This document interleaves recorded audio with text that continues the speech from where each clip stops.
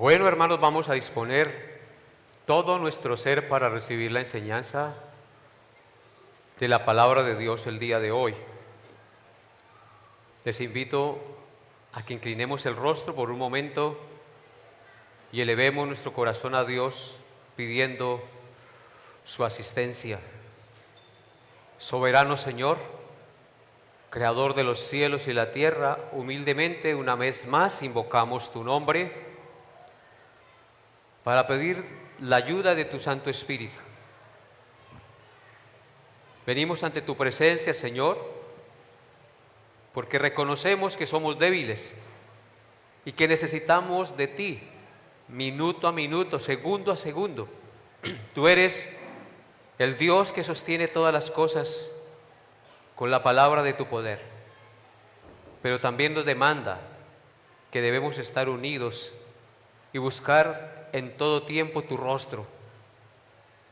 Ayúdanos, Señor, a recibir el mensaje de tu palabra el día de hoy. Quita las distracciones, el sueño, la mente dispersa y permite que estemos con corazón y mente abierto para recibir el mensaje tuyo. Quita las prevenciones, Señor.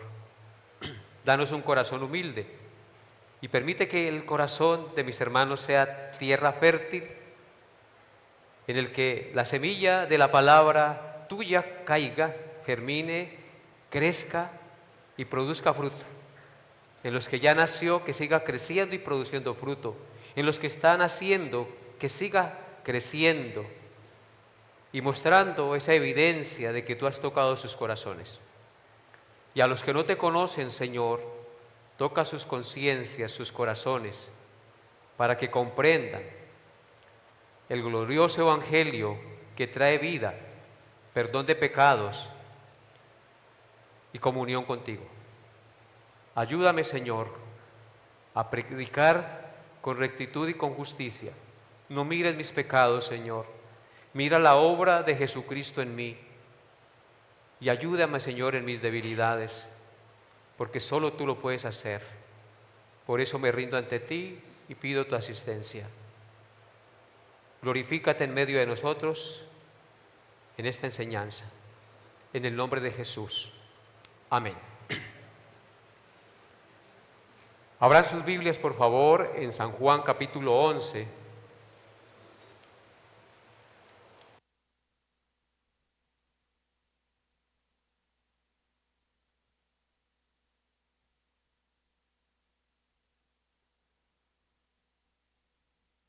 Tengan sus Biblias abiertas allí.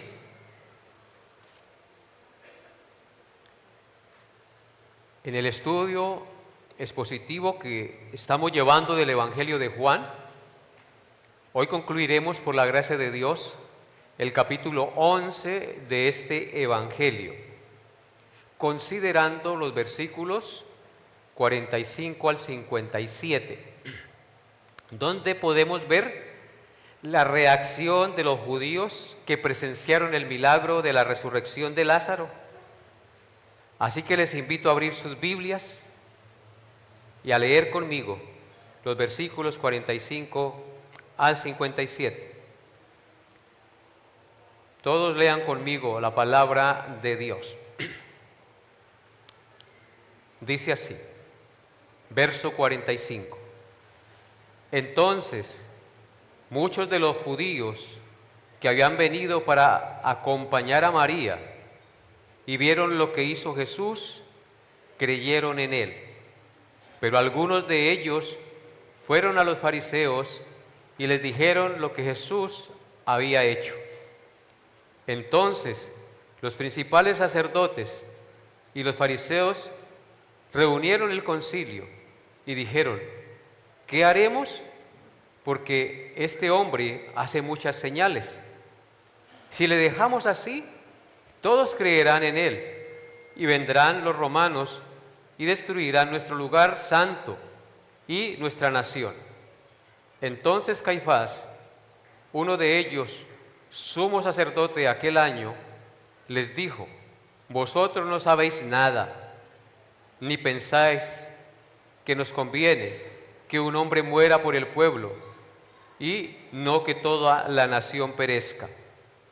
Esto no lo dijo por sí mismo, sino que como era el sumo sacerdote aquel año, profetizó que Jesús había de morir por la nación. Y no solamente por la nación, sino también para congregar en uno a los hijos de Dios que estaban dispersos. Así que desde aquel día acordaron matarle. Por tanto, Jesús ya no andaba abiertamente entre los judíos, sino que se alejó de allí a la región contigua, al desierto, a una ciudad llamada Efraín, y se quedó allí con sus discípulos.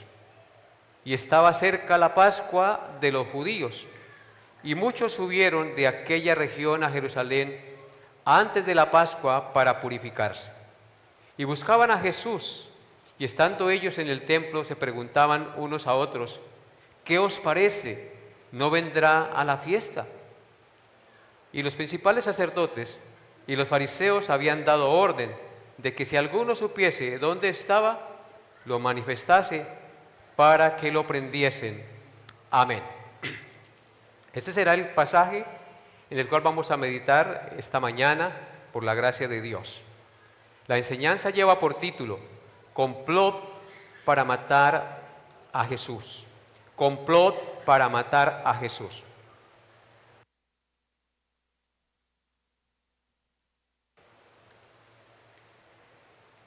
Se cuenta la historia de un imponente barco militar acorazado que navegaba en una noche tormentosa.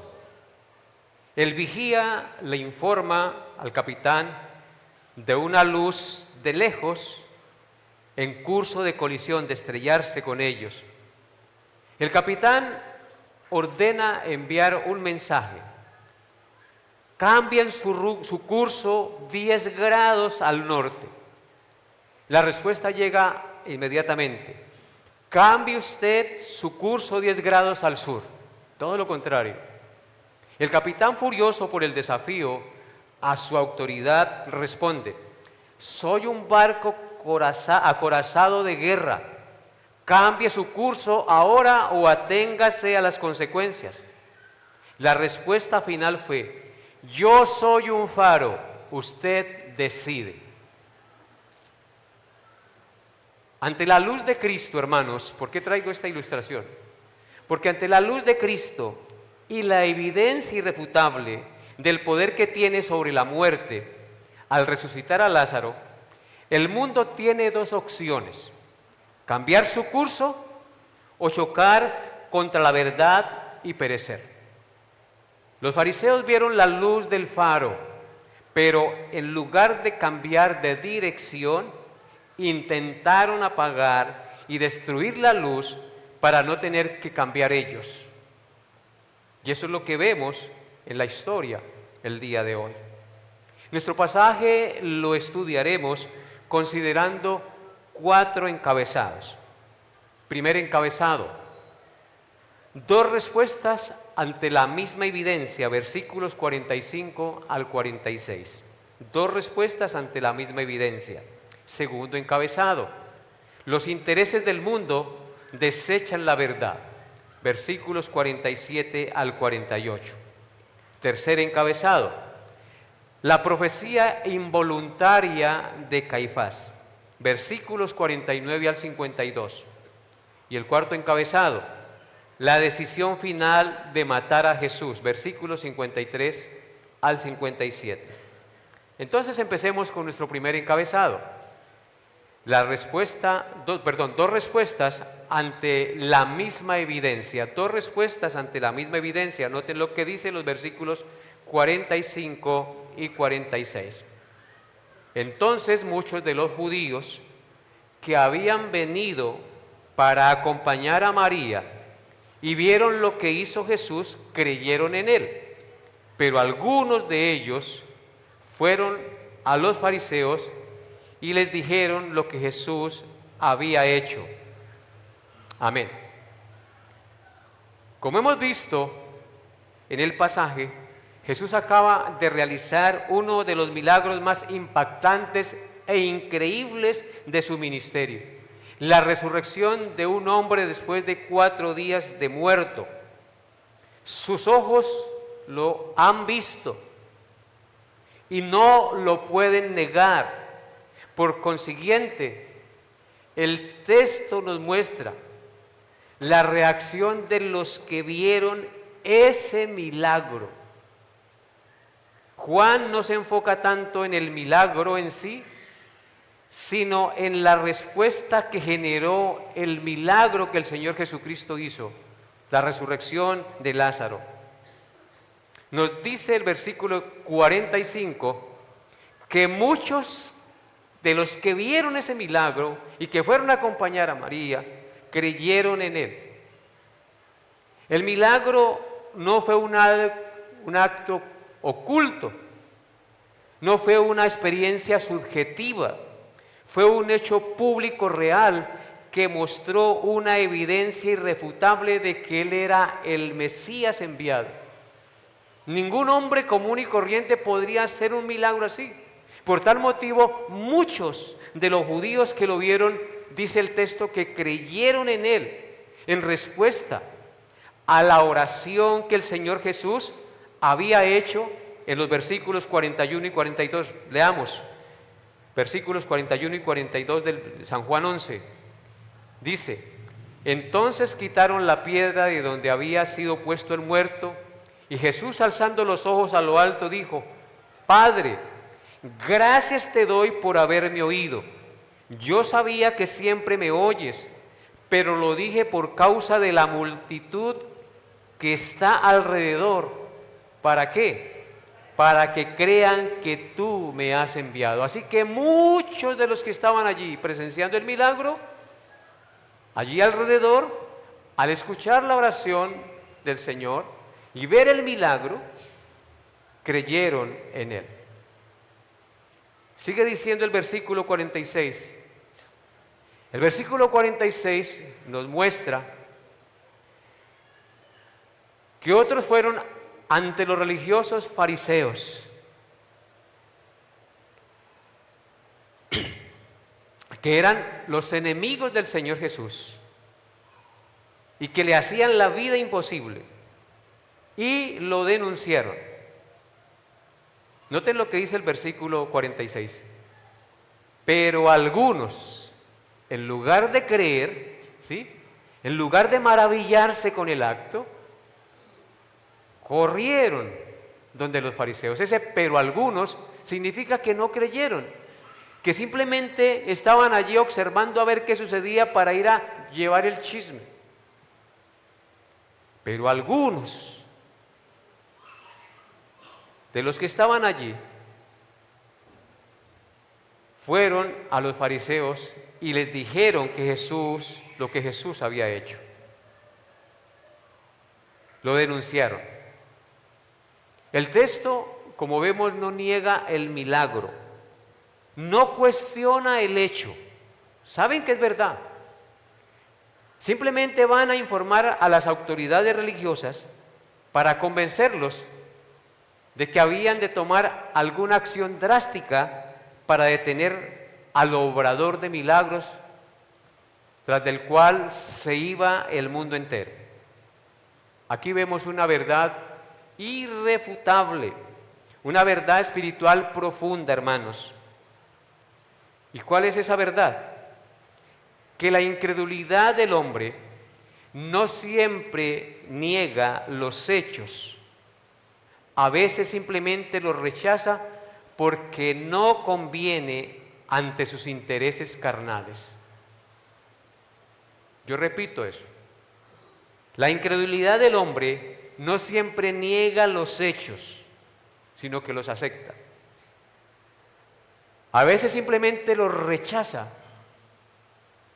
porque no convienen a sus intereses carnales.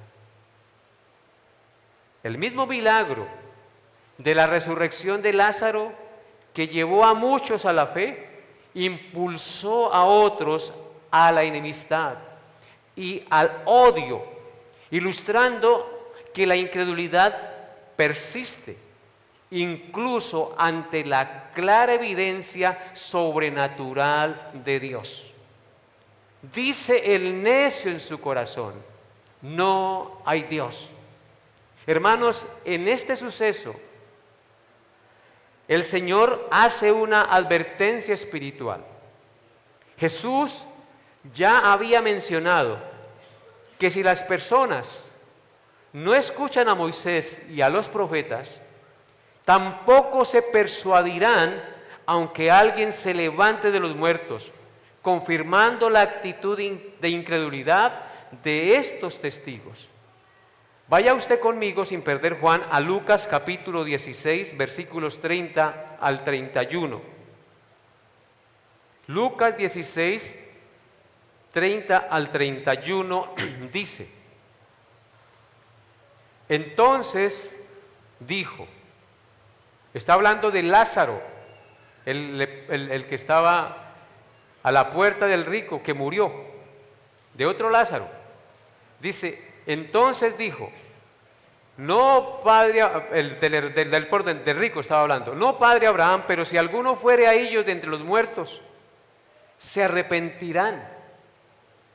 Mas Abraham le dijo, si no oyen a Moisés y a los profetas, tampoco se persuadirán, aunque alguno se levantare de los muertos. Recordemos que el rico está en el Hades, en tormentos, y allá entiende la realidad del infierno. Entendió que lo que se le decía en vida era verdad, pero allá en el infierno no había ninguna posibilidad de salir de allá. Entonces le dice al padre Abraham, Padre, envía a alguien que vaya y les predique a mis hermanos para que no vengan a este lugar de tormento. Si alguno fuere a ellos de entre los muertos y les dice que es verdad el infierno, entonces van a creer. ¿Y qué le dice Abraham? Si no oyen a Moisés y a los profetas. ¿Y dónde está Moisés y los profetas? En la palabra de Dios. Es decir, si no oyen la palabra de Dios, tampoco se persuadirán, se van a arrepentir aunque alguno se levantare de los muertos. ¿Y qué estamos viendo aquí en este evento? Que vieron con sus ojos que Jesús levantó a un hombre de 4 días de muerto, y ni aún así creyeron. Ni aún así creyeron. En conclusión, ante la clara verdad del Evangelio, siempre habrá dos respuestas.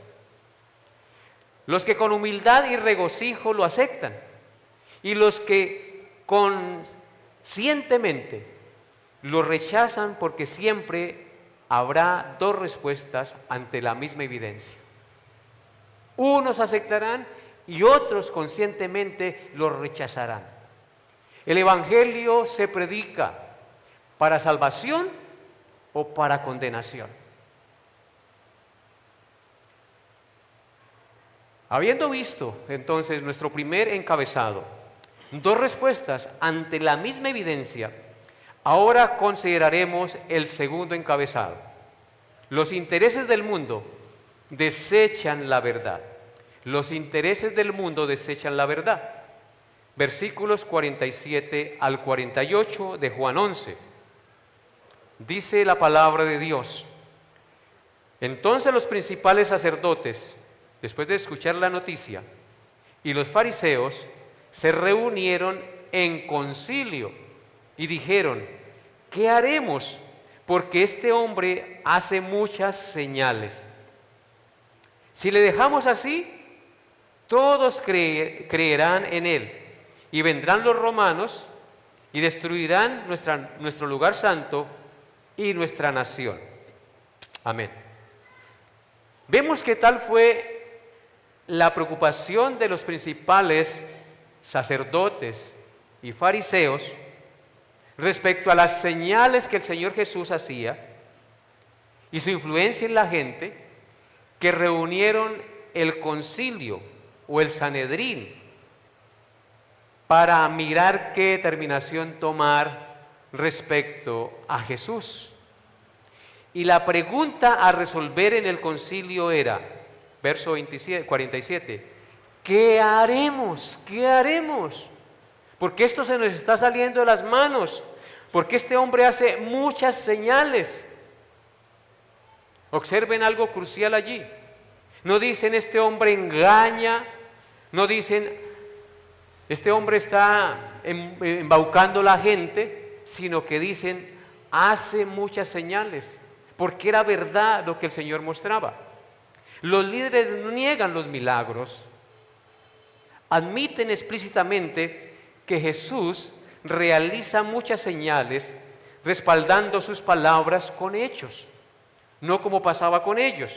Sin embargo, en lugar de que estas pruebas lo llevaran a la fe y a reconocer que están frente al Mesías, se llenan de miedo y hostilidad porque desafían su control y su autoridad.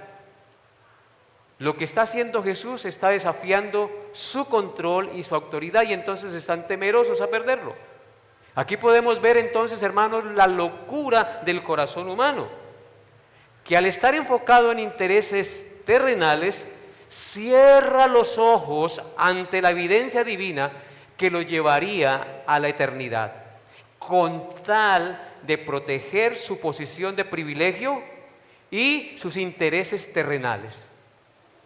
Así que el problema no era la falta de pruebas respecto al Señor Jesús. El problema era temor a perder el poder, temor a perder el control, temor a perder el estatus, porque su corazón estaba arraigado a las cosas de este mundo. Cualquier parecido con la realidad es una coincidencia, ¿no es verdad? Ese ha sido el corazón del hombre. Nosotros necesitamos de Cristo para cambiar, o si no somos iguales a ellos. Si nosotros hemos creído y le estamos siguiendo es porque Él en su gracia y en su misericordia quitó ese corazón de piedra y egoísta para que entendiéramos que solo en Él hay salvación y debemos rendirnos a Él. Lo paradójico, hermanos, es que mientras que otros personajes bíblicos ante la evidencia del Salvador preguntan ¿qué debo hacer para ser salvo? Porque muchos preguntaron así, ¿qué debo hacer para ser salvo? Aquí el Sanedrín pregunta, ¿qué haremos para deshacernos del que nos puede hacer salvos? Imagínense la locura del corazón humano, el egoísmo, el pecado que hay en el hombre. En otras palabras, cambiaron lo eterno por lo terrenal. Y continúa diciendo el versículo 48. Si le dejamos así, todos creerán en Él, y vendrán los romanos y destruirán nuestro lugar santo y nuestra nación. Vemos que el Sanedrín argumenta una motivación política y nacional para justificar el arresto y la muerte del Señor Jesús. Arguyen una motivación política y nacional. Según ellos, temían que la creciente popularidad del Señor Jesús desencadenara un movimiento mesiánico y este movimiento mesiánico provocara una intervención de los romanos, porque ellos estaban gobernados por el Imperio Romano en esa época, resultando en la destrucción de su templo, el lugar santo hace referencia al templo, y de su nación. Muy patriotas, muy patriotas. Es como si dijeran, si dejamos así y no lo matamos, todos creerán en Él y se formará una revuelta y vendrán los romanos y destruirán nuestra nación. Salieron como los adalides de la defensa de la nación de Israel. Pero en realidad, hermanos, lo que ellos temían era perder su posición religiosa, perder su influencia política sobre la nación, y no tanto que los romanos vinieran a destruirlos, porque el Señor Jesucristo nunca mostró que Él quería apoderarse y tener un dominio militar sobre la nación. Eso era nada más que una justificación política para poder prender al Señor Jesús y condenarlo a muerte.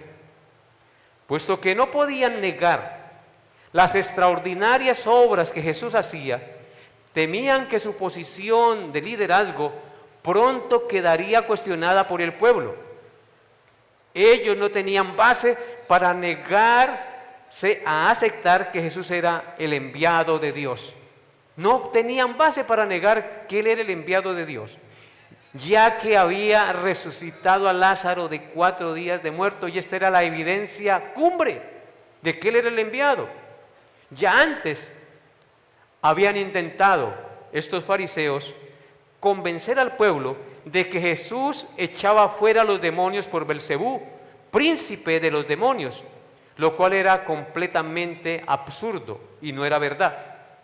Pero, ¿qué dirán ahora ante esta evidencia?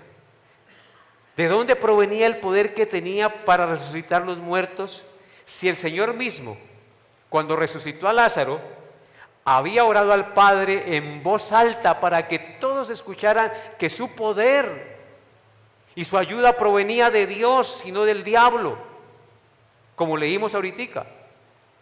Entonces él oró en voz alta pidiendo que resucitara a Lázaro, y Lázaro resucitó por el poder de Dios. Entonces había evidencia clara que Jesucristo era el enviado de Dios. Fue entonces cuando se dieron cuenta de que si no impedían que Jesús siguiera haciendo milagros, su fama continuaría aumentando, y en la misma medida el prestigio del Sanedrín se disminuiría. Y eso era lo que realmente les preocupaba y la razón por la que le odiaban y querían matarlo. La pregunta que domina la reunión del Sanedrín no es para discernir si en verdad Jesús es el Mesías. Ellos no se sientan a decir, oiga, ¿verdad? Parece que este hombre es el Mesías. Y ese no es el centro de su reunión y de su charla, sino no nos conviene dejarlo avanzar y no nos conviene dejarlo vivir. Es decir, se reunieron para hacer un complot para matar a Jesús. Aquí se revela el corazón perverso del liderazgo religioso de los judíos de la época. Preferían preservar el sistema legalista, el control ante sus intereses políticos, que reconocer su pecado y reconocer al Señor como el Mesías enviado, profetizado en las Escrituras.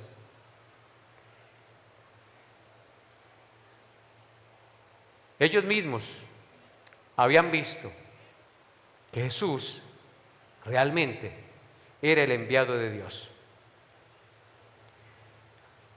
Ellos no tenían excusa, simplemente querían encontrar una justificación política y supuestamente nacional para matarlo.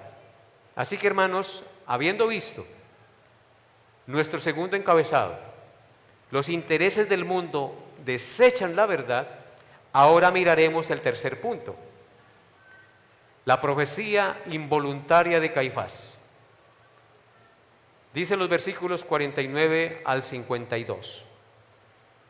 Entonces Caifás, uno de ellos, sumo sacerdote aquel año, les dijo: vosotros no sabéis nada, ni pensáis que nos conviene que un hombre muera por el pueblo, y no que toda la nación perezca. Esto no lo dijo por sí mismo, sino que como era el sumo sacerdote aquel año, profetizó que Jesús había de morir por la nación. Y no solamente por la nación, sino también para congregar en uno a los hijos de Dios que estaban dispersos. Caifás era un sumo sacerdote hipócrita y malvado, que había sido elegido aquel año y que con sus palabras y sus hechos registrados en los evangelios muestra orgullo y menosprecio aún hacia los demás miembros del Sanedrín. Vio a los miembros del Sanedrín con menosprecio. Y noten lo que les dice en el versículo 49. Entonces Caifás, uno de ellos, sumo sacerdote aquel año, les dijo: vosotros no sabéis nada. ¿Qué les da a entender esas palabras? Que él sí lo sabe, que todos los que están allí son ignorantes del tema y que él tiene la respuesta. No solamente es un hipócrita, sino un manipulador y un político sagaz para llevar a cabo sus intereses personales. Y dice: ¿no sabéis que nos conviene que un hombre muera por el pueblo y no que toda la nación perezca? Usando la autoridad de su oficio sumo sacerdotal, que este oficio le otorgaba, con esas palabras el perverso sacerdote persuadía y justificaba al Sanedrín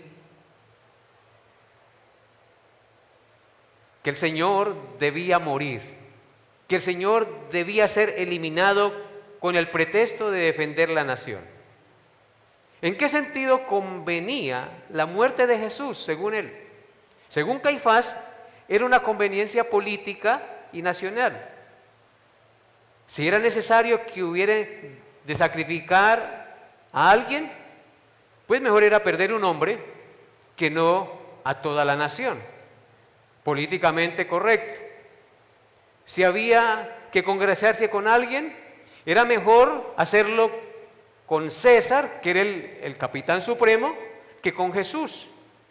Si tenía que elegir entre sus propios intereses particulares o la voluntad de Dios, no tendrían duda en elegir sus intereses. Desgraciadamente, hermanos, los gobiernos de todo tipo en el mundo han cometido muchos crímenes a lo largo de la historia en aras de la conveniencia nacional. Pero no lo olvidemos, hermanos, lo que está mal moralmente nunca puede ser correcto desde ningún otro punto de vista.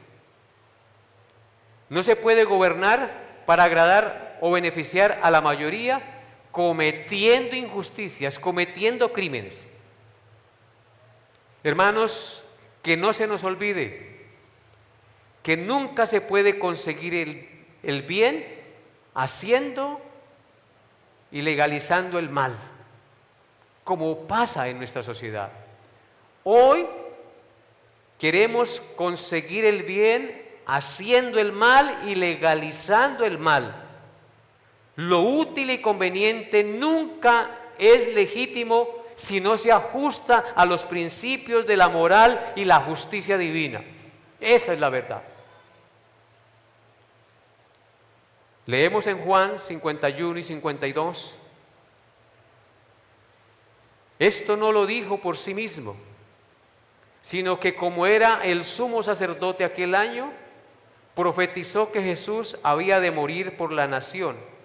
Y no solamente por la nación, sino también para congregar en uno a los hijos de Dios que estaban dispersos. Aquí hay algo paradójico. Caifás, el hipócrita y siniestro sumo sacerdote, manipulador y político, sin saberlo, en los planes soberanos de Dios, estaba con sus palabras proclamando la sustitución expiatoria. Juan aclara y dice: esto no lo dijo por sí mismo, lo dijo porque en la soberanía de Dios, Dios permitió que lo dijera. Así como permitió que Balaam profetizara, siendo un falso profeta en favor del pueblo de Dios. Así como Dios permitió que una burra hablara. Y como Cristo dijo: si el hombre calla, aún hablarán las piedras. Esto no lo dijo por sí mismo. Dios usó la maldad del sumo sacerdote para anunciar el Evangelio. Aquí tenemos una de las declaraciones más claras de la expiación sustitutiva en todo el Evangelio de Juan. Uno muere por muchos. Y así va a pasar.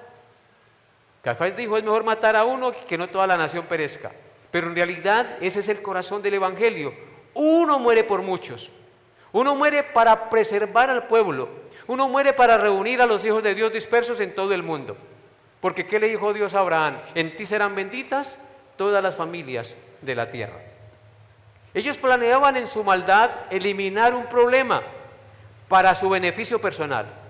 Pero sin ellos saberlo, estaban ejecutando el plan eterno de Dios para la redención del hombre en Cristo.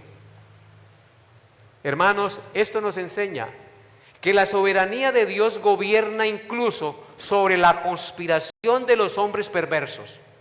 Observen lo que dice, vaya conmigo allá, Hechos capítulo 4, versículos 27 al 28. Hechos 4, 27 al 28.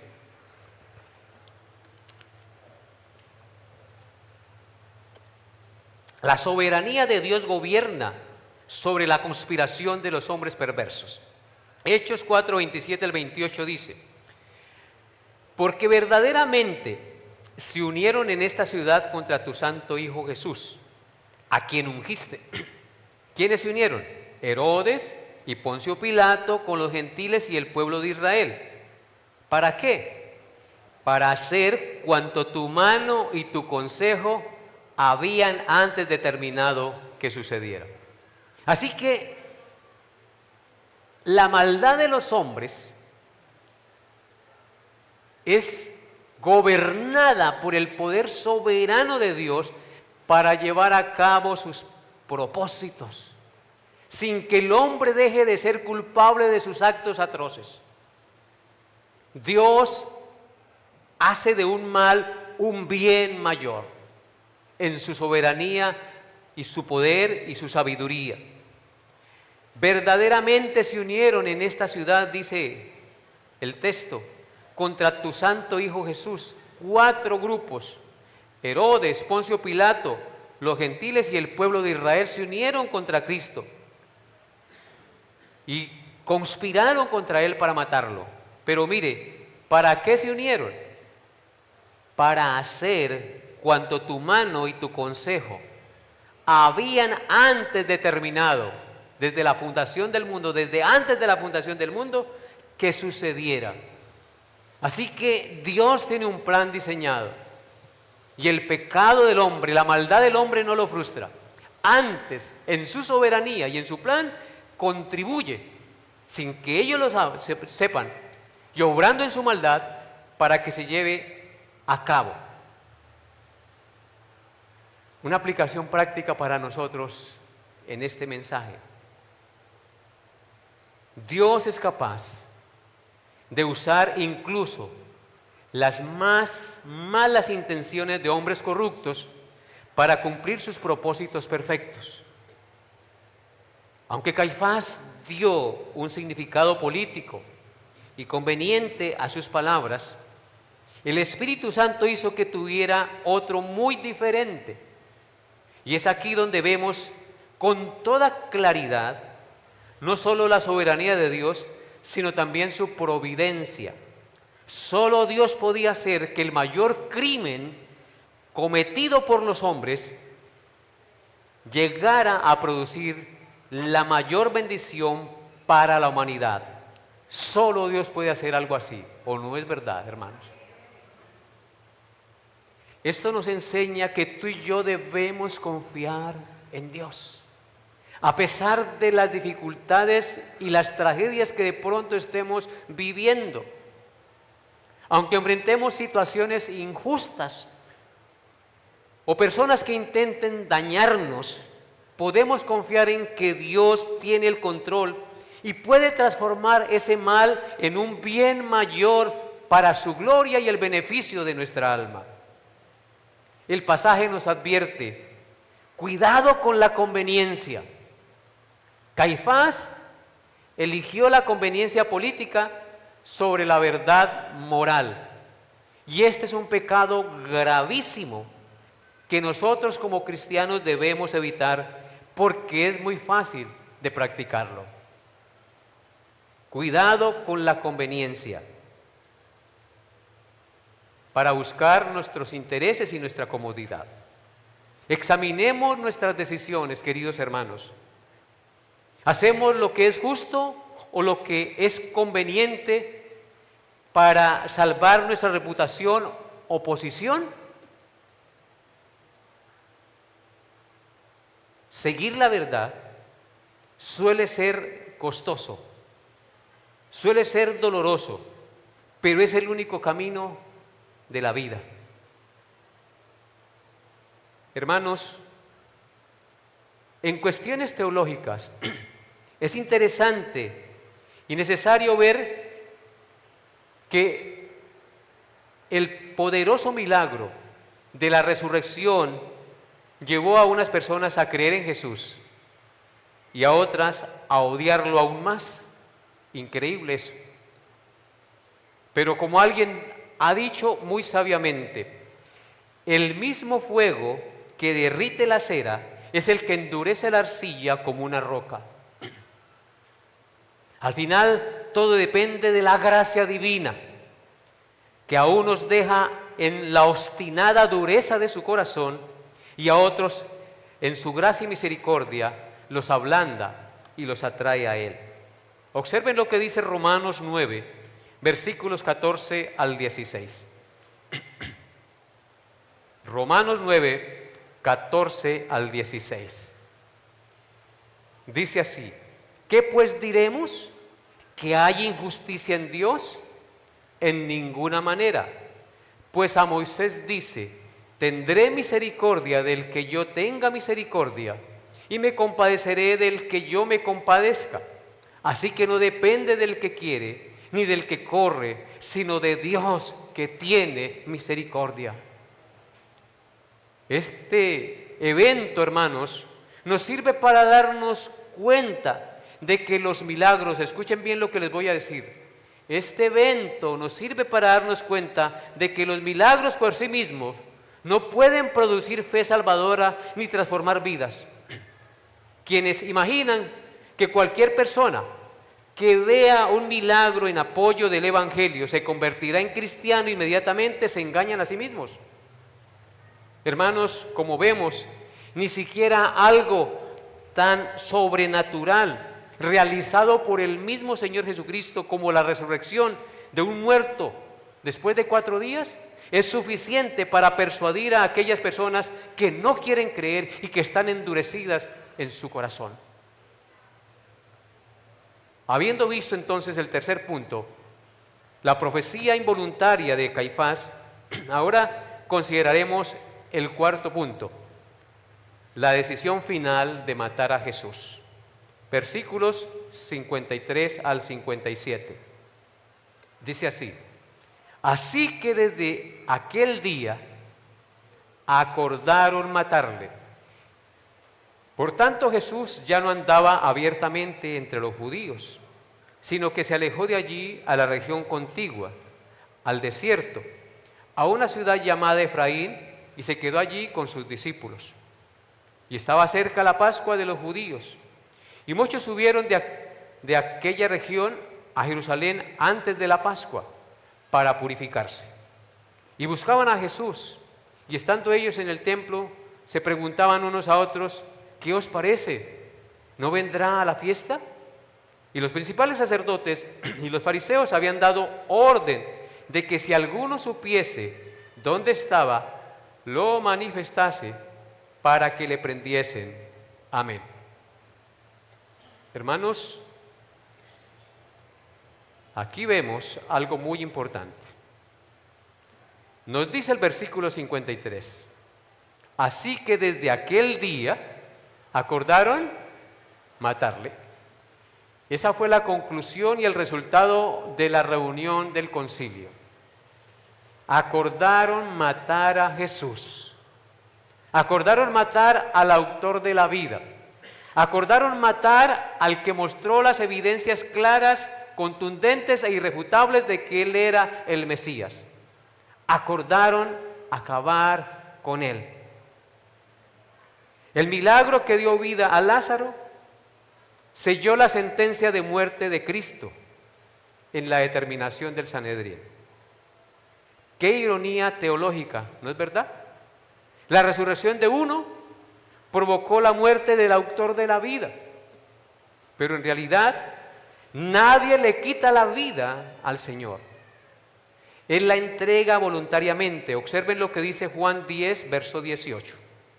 Juan 10, verso 18. Dice, nadie me la quita, sino que yo de mí mismo la pongo. Tengo poder para ponerla y tengo poder para volverla a tomar.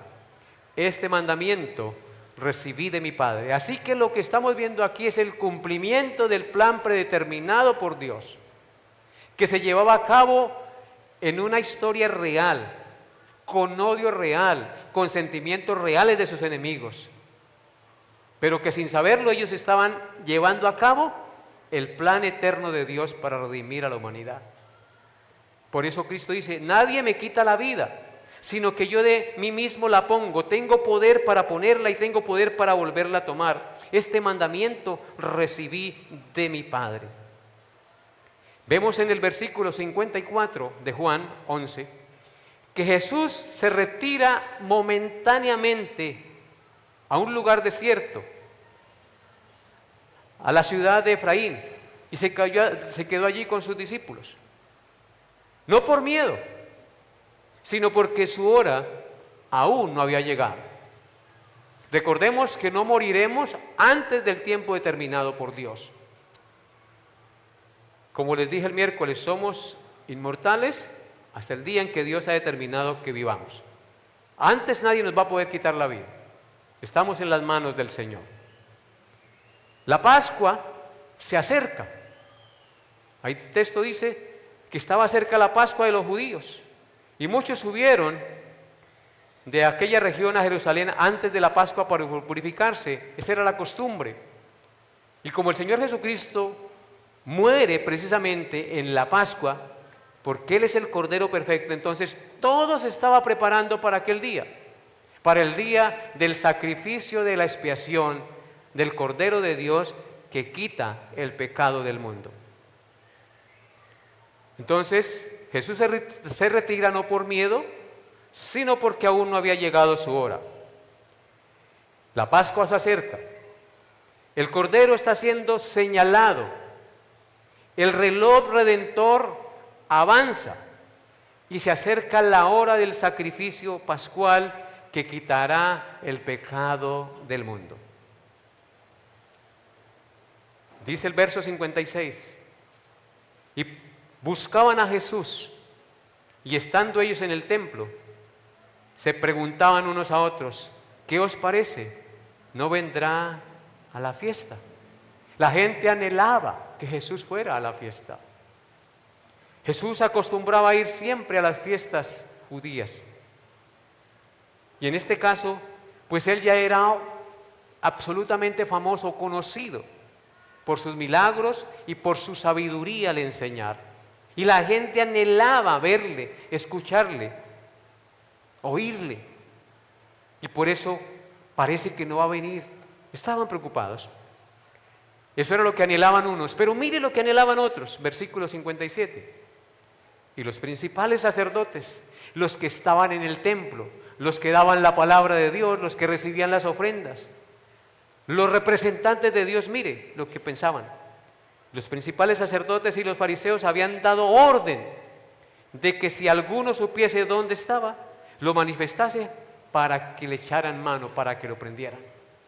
Hermanos, ese es el contraste. Mientras que unos desean a Jesús, otros desean echarle mano para matarle. Nosotros debemos entender estas verdades. La depravación humana no necesita más evidencia, necesita el milagro del nuevo nacimiento, necesita el milagro de la resurrección espiritual. Así usted puede ver los milagros que vea. Si Dios no obra un milagro dentro de usted y le resucita espiritualmente, usted seguirá ciego, sordo y endurecido a las realidades de Dios. Eso fue lo que causó el pecado de Adán en el corazón humano. Por eso Pablo dice, y Él os dio vida a vosotros cuando estabais muertos en vuestros delitos y pecados, en los cuales anduvisteis en otro tiempo, en los deseos de vuestra carne, siguiendo la corriente de este mundo. Y éramos por naturaleza hijos de ira, lo mismo que los demás, pero Dios, que es rico en misericordia por su gran amor con que nos amó, aun estando muertos en pecados, nos dio vida juntamente con Cristo. Por gracia sois salvos. Y asimismo con Él nos resucitó y nos sentó en los lugares celestiales con Cristo. La obra es de Dios 100%.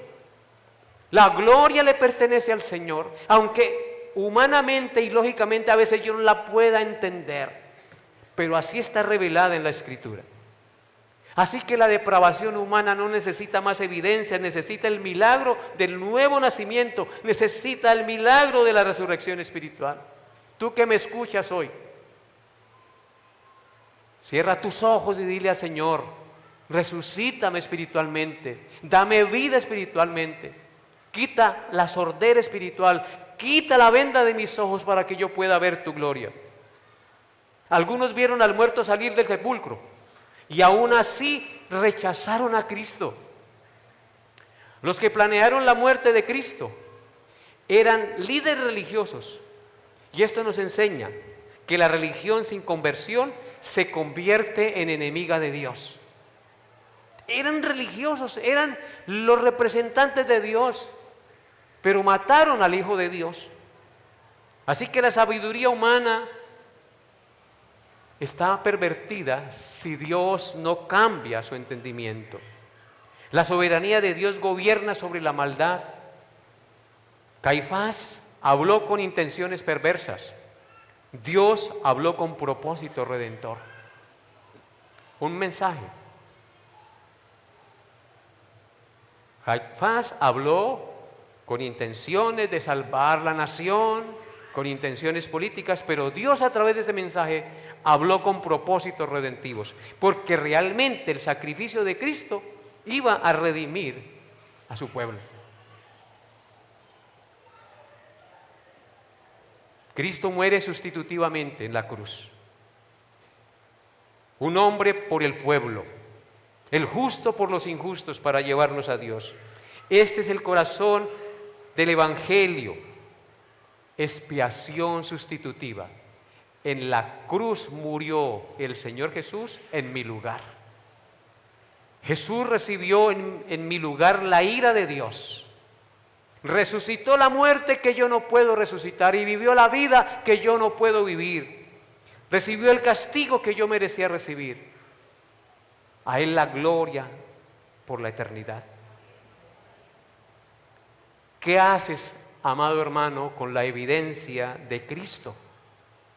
¿Qué haces con la evidencia de Cristo, con lo que escuchas? Tú has escuchado la verdad, y cuando uno escucha la verdad es responsable delante de Dios.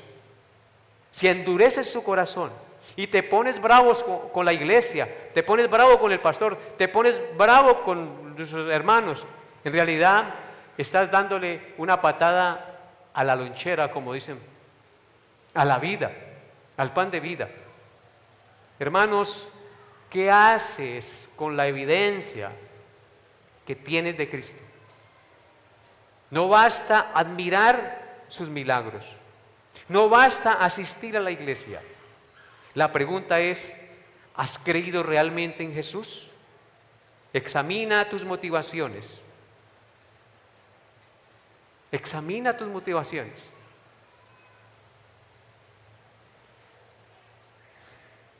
¿A qué vienes a la iglesia? ¿Por qué lees la Biblia? ¿Qué crees de Cristo realmente? ¿Su vida realmente está cambiando? La cruz no fue un accidente, hermanos. Fue el decreto eterno de Dios. Nada escapa al control soberano de Dios. Nuestra salvación no descansa en la voluntad humana, sino en el propósito eterno del Padre. Si Dios, en su gracia y misericordia, no inclina nuestros corazones, nadie le buscaría. Así que si hoy entendemos esta verdad, esos son motivos más que suficientes para vivir humillados y en adoración al Señor cada día, buscando siempre su presencia y haciendo lo que es justo ante sus ojos. Así que el capítulo 11, ya para concluir, comienza con un muerto. Así comienza el capítulo 11. Comienza con un muerto que sale del sepulcro y termina con hombres espiritualmente muertos planeando matar al autor de la vida. La misma luz produjo fe en algunos y endurecimiento en otros. La pregunta final no es ¿qué hicieron ellos? ¿Qué hombres tan malos son esos y fueron esos hombres? Esa no es la pregunta, sino ¿qué haremos nosotros con Cristo? Porque la luz sigue brillando en estos tiempos, y me refiero a la luz de Cristo. Y la reacción ante la luz del Evangelio revela la condición de su corazón. Si tú humildemente reconoces su pecado, ante la verdad que se predica, te humillas y cambias de manera de pensar y de vivir, pues has tomado el camino correcto. Pero si por el contrario, dice, lo que están diciendo es verdad, pero sigue lo mismo y su vida no cambia y sigues obstinado en su pecado y buscando reuniones y comuniones que no te traen ningún beneficio espiritual, pues sigues muerto en tus delitos y pecados. El que conoce a Cristo le sigue. El que es de Dios, las palabras de Dios oye. Por eso Cristo dijo, por eso no las oís vosotros, porque no sois de Dios, les dijo a los fariseos. Hermanos, agradezcamos a Dios ese maravilloso y perfecto sacrificio hecho en Jesucristo. Que realmente tú y yo valoremos ese inefable, único, suficiente sacrificio hecho por nosotros en la cruz.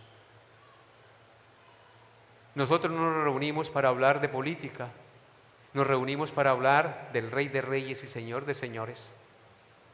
Ahora bien, tenemos que tener también sabiduría para poder elegir a nuestros gobernantes. Que Dios nos dé la gracia, hermanos, para que día a día podamos vivir de acuerdo a la voluntad del Señor y así honrarle y glorificarle hasta que Él regrese. Colóquense de pie, por favor, vamos a orar. Señor amado, te pido perdón si dije algo equivocado, si dije algo incorrecto,